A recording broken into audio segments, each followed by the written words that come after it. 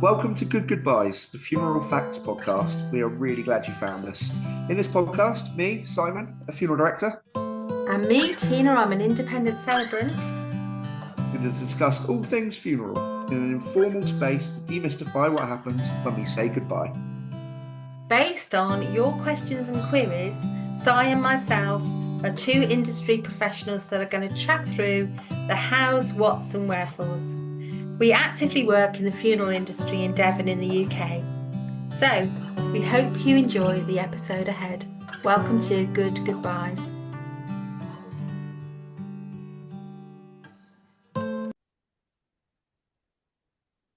Hello, welcome to Good Goodbyes. This is Tina. And this is Si. Good hello to every one of you. You're joining us today on one of our bite-sized episodes, which ends up being much, much longer because we realise there's so much to talk about. But we're going to talk today about the cast, as we are calling it in our chat. The people and the names and the terms you might hear that are involved with the funeral service. So obviously I'm funeral director, Tina's a celebrant, but who are the other people? What are the other names and titles you're going to hear throughout the process? In a funeral office, would you have any other titles? So, I mean, myself, I run a very, very tight ship.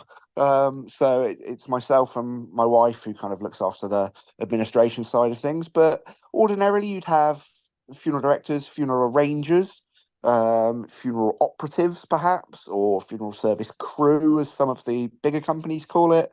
And each of those roles, so an arranger is a kind of administrator, a director is the one that's out and about kind of conducting the funerals. Funeral operatives or funeral crew, they are most of the time the behind the scenes characters, the people that are bringing into care, preparing the deceased, and then quite often the ones carrying the coffins and driving the cars on the day as well.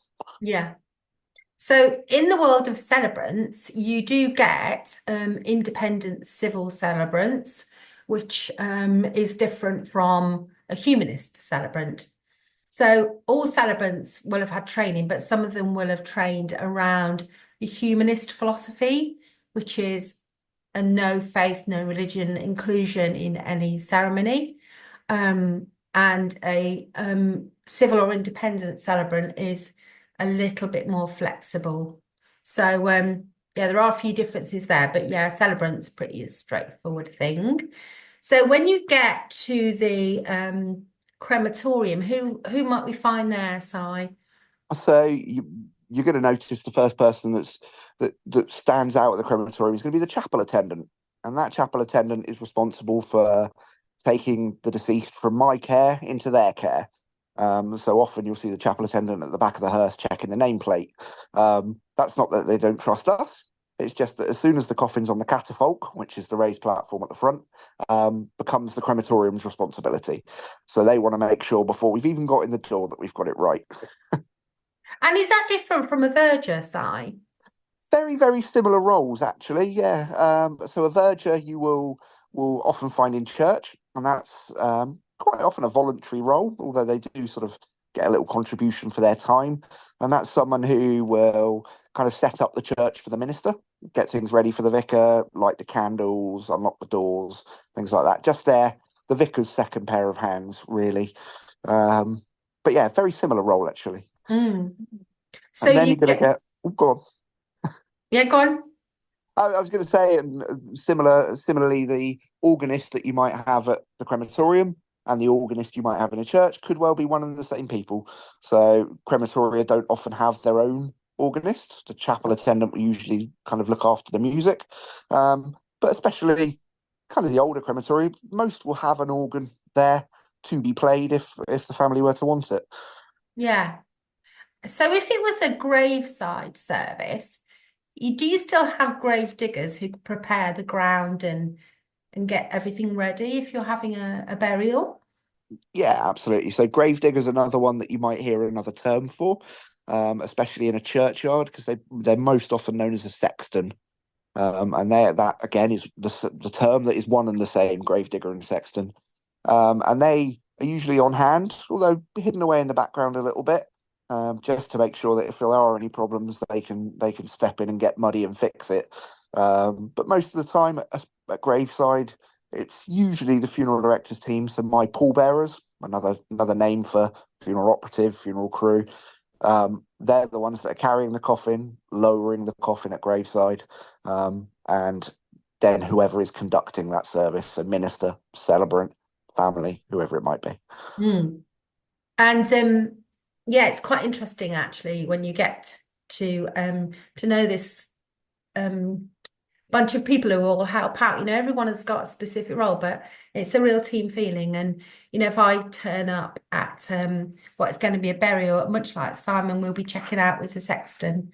You know, if there's more than one plot, and we've got the correct one. So, you know, lots of checks and balances happening in the background. Yeah, absolutely. And especially at some of the natural burial grounds as well. Not so much in a churchyard, but at the natural burial grounds, you've got to know which way round you're going. So the deceased are placed in the ground, all facing the same way. In a churchyard, it's traditionally east.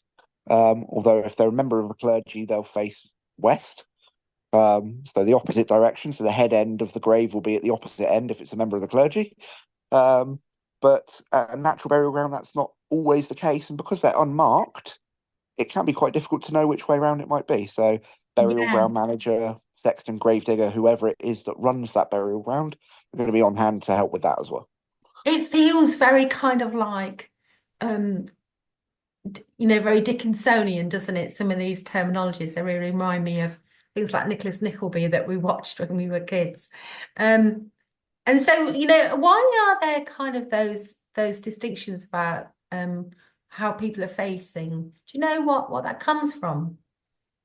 So the facing east thing is very much Church of England, and that's because that's looking back to the star, the for especially for Christ's birth, to be looking east to where that happened, and that's just something that's been passed down, and Church of England burial grounds specifically kind of still adhere to that.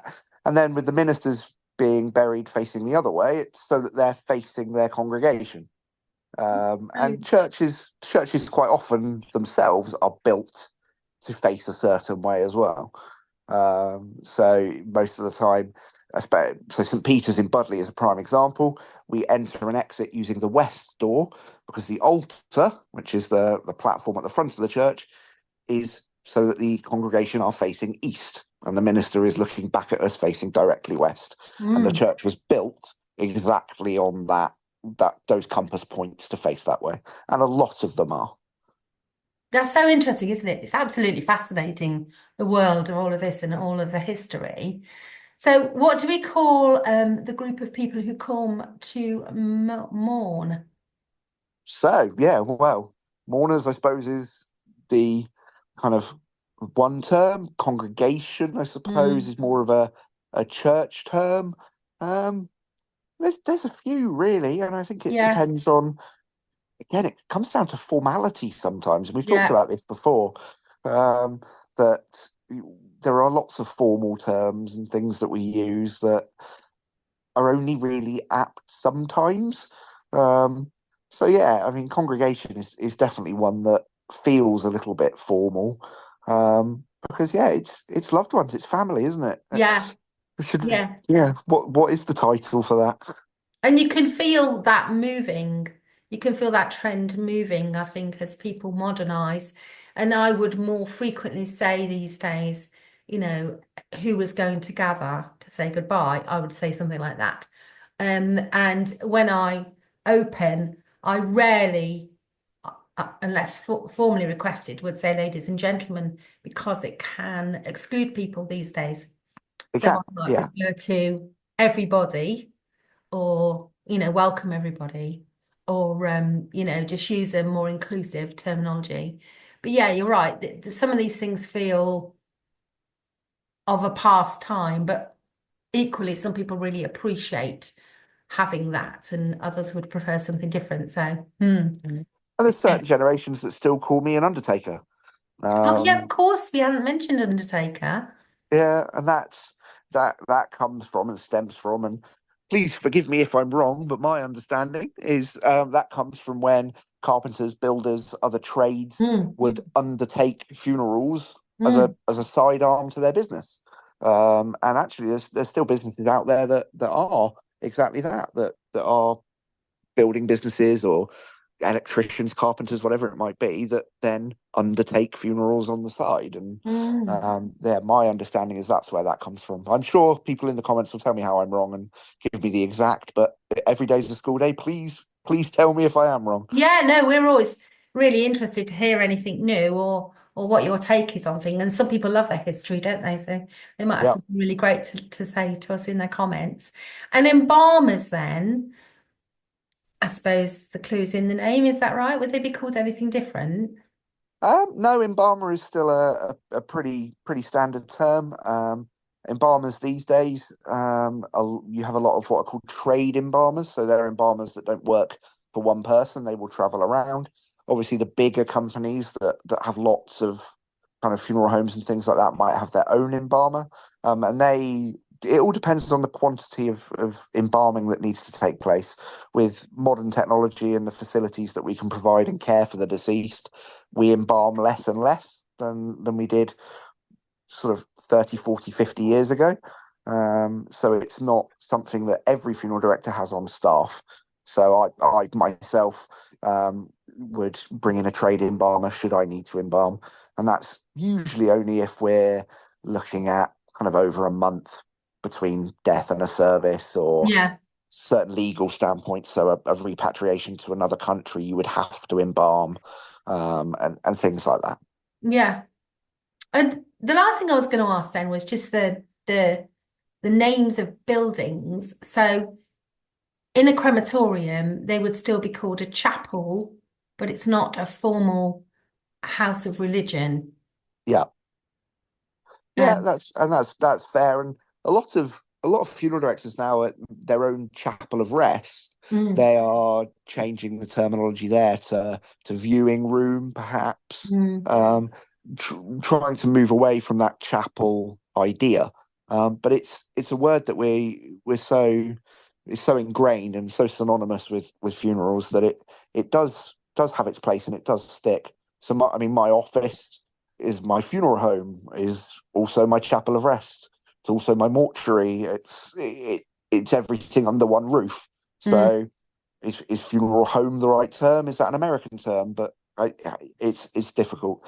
But it all comes under the same banner. But you're right, crematorium chapel, cemetery chapel as well. A lot of cemeteries have their own chapels on site. Um, and Still under that certainly, term. yeah, in on natural burial sites, there is often a place to gather. Yep. So they would have a similar thing to a chapel, but they might not call it that. Um, that's really helpful. Thanks, Si. Are there any other ones you can think of that we need to mention?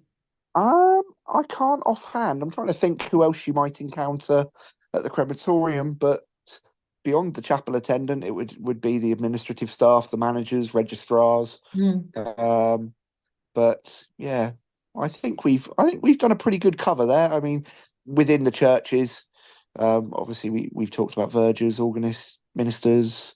Um, we could go into the difference between an incumbent minister or a deacon or an archdeacon, but that's a whole nother maybe we do a whole Church of England episode.